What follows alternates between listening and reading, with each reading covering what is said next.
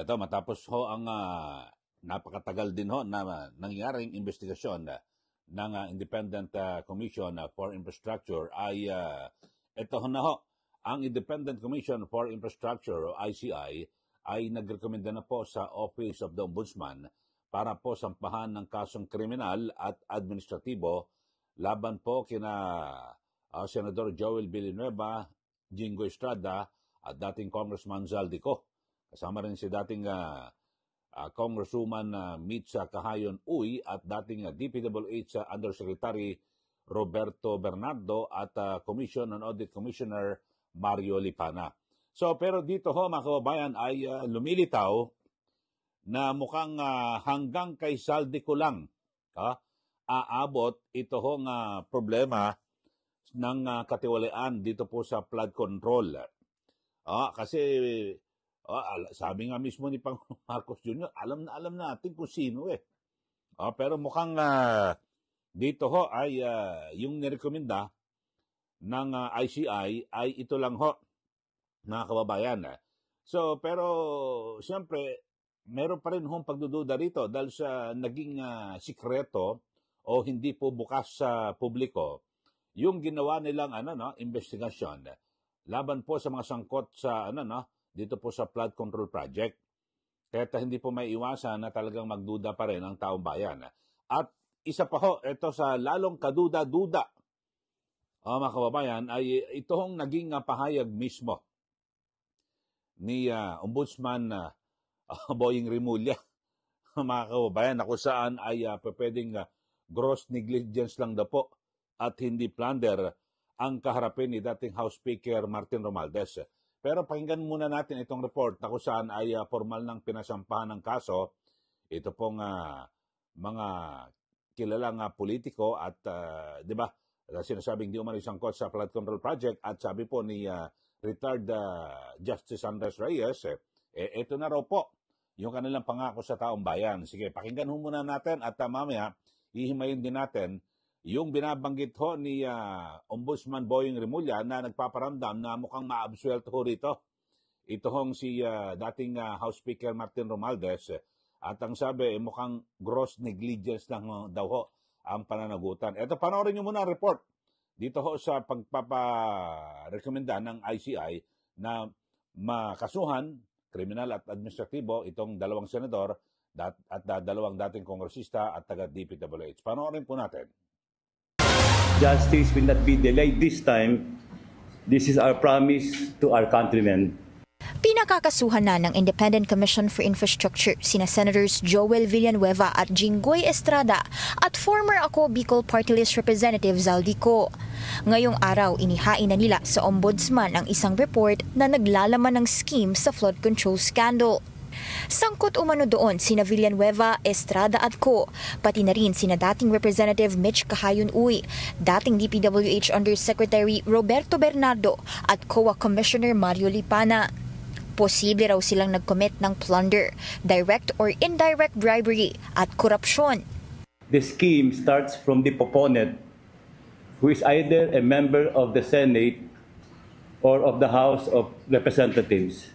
Idinetalye ni ICI Chairperson Andres Reyes Jr. ang scheme. Nilalapitan umano ng mga mambabatas si dating DPWH Engineer Henry Alcantara para sabihing may budget allocation para sa flood control projects. Ito raw ang favorite nilang mga proyekto dahil 25 to 30% ang kickback dito kumpara sa ibang projects na nasa 10% lang. Matapos niyan, inuutusan ni Alcantara si dating DPWH Engineer Bryce Hernandez para makagawa ng list of projects base sa budget ng proponent. Inilalakad ito ng isang nagngangalang Carlo Rivera para umusad ang projects. Sa oras na matuloy ang implementasyon, dito na nati-trigger ang SOP o tongpats sa mga mambabatas. With this filing, we remain true to our commitment to the Filipino people. No one will be spared in this fight against corruption. Politicians and government officials will be investigated and charged by credible evidence.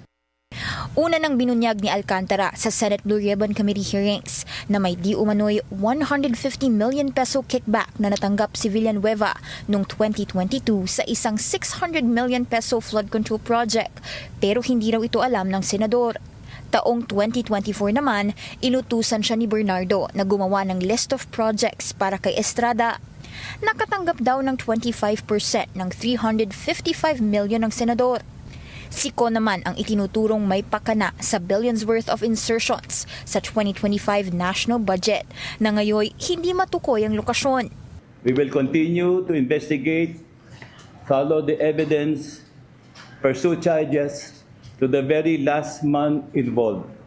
Okay, yan po no ang pahayag at yung report na kung saan ay binabanggit ho ni Independent Commission for Infrastructure o ICI chairperson, ito pong si Andres Reyes, na sabi niya ay justice will not be delayed this time. So hindi na raw po maantala yung kanilang ang pagkakamit ho ng hustisya dito po sa atin. At sabi ho niya, ito, babanggitin ko lang ho yung report at yung sa kanyang press con, na sabi niya about that no one will be spared as the body will pursue charges to the very last man involved in the anomalies in government funded flood control project. So lahat daw po mananagot na kahit na basta lahat to, wala raw pong sisinuhin. Sabi po nitong si Chairperson Reyes. Pero sa ngayon mga kababayan, mukhang may sinisino na ho di po ba? At idudugtong ho natin ito hong naging pahayag ni Ombudsman Boying Rimulya, na dito ho ay parang bagabag po ng kalooban. Kayo ho mga kababayan. Ito, basahin ko ito mga kababayan at siguro ipakakita ko rin sa inyo. At habang nagbabasa ito sa inyong TV screen, itong naging pahayag ni si Ombudsman Boying Rimulya. Sabi niya, ito ho, gross negligence and not plunder. So sabi po ni Ombudsman Jesus Crispin Boying Rimulya na ito pong si dating House Speaker at later First District Representative Martin Romualdez ay maaring papanagutin ito lamang para po sa gross negligence in the absence of any strong evidence for a plunder case against him in connection with the anomalies and flood control project. So lumilitaw ho mga kababayan na negligence, kapabayaan lang daw ho, ang maaring abutin na kaso ni Romualdez dahil sa wala pa raw ho, na wala raman hong matibay na ebidensya para po sa namakasuhan ng plunder. Mabigat na kay Gutesa nga ho mga kababayan, di ba? Pero sinira yung credibility ni Gutesa kung ano-ano, na yung sa sinasabing yung nag-notaryo kung ano, winasak po yun ho. Sabi po ni Ombudsman Boying Rimulya, sa ilalim po ng revise sa Penal Code, yung tinatawag na gross negligence, na yung penalty ko rito from arresto mayor to prison correctional, depending on the felony that would have resulted if it were intentional. So yun ho mga kababayan, mukhang hindi aabot kay dating Speaker Martin Romualdez.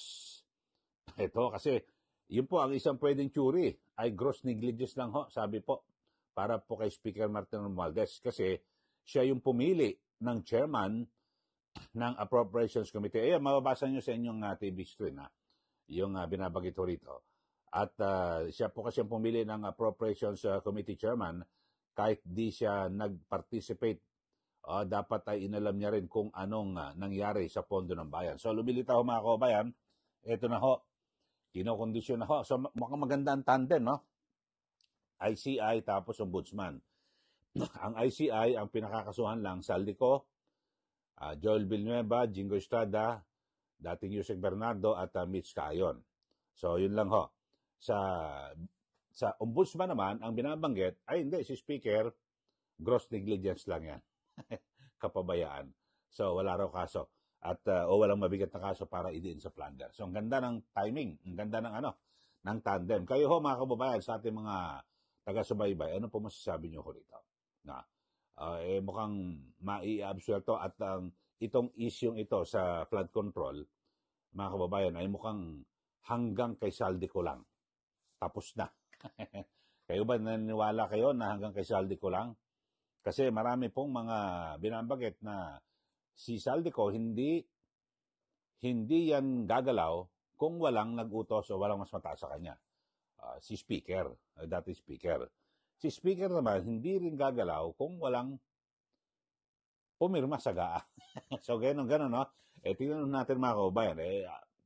Abangan ho natin. At, pero sa ngayon, ako nagugulat lang ako. Tapos itong sina Jinggoy at Joel Villanueva isinama para sabihin na merong sa House of Representatives, meron sa Senado. Dalawang dating congressman, si Mitch Kaayon-Uy at si Saldico, tapos dalawang senador, isang DPWH. So, ano ba naman yan, mga kababayan? Napakalawak po ng katiwalian dito po sa atin. So, titignan ho natin. Tapos, biglang isiningit ni Ombudsman Boying Remulla na ito na, si gross negligence lang, hindi plunder. Ay, nako. Sige, kayo na po ang magbigay po ng comment. Pero ako dapat ho, mga kababayan, talagang naniniwala ako na hindi lang kay Saldico napakarami pa ho. Dapat yun ang hinihingi po ng taong bayan Yung lahat po at siguro mas unahan yung mastermind. Alam naman natin na hindi gagalaw yung nasa ilalim, kundi walang timbre sa taas. Di po ba? Okay, so yan lang po mga kababayan at kayo na po ang bahala. Yung mga bago lang po sa ating channel, mag-subscribe na po kayo at huwag niyo pong kalimutan na i-like at i-share. Yan lang po ang aking komentaryo na hindi lang dapat to kay Saldico manatili at huminto itong pananagutan sa flood control project. Marami pang mas mataas, di po ba?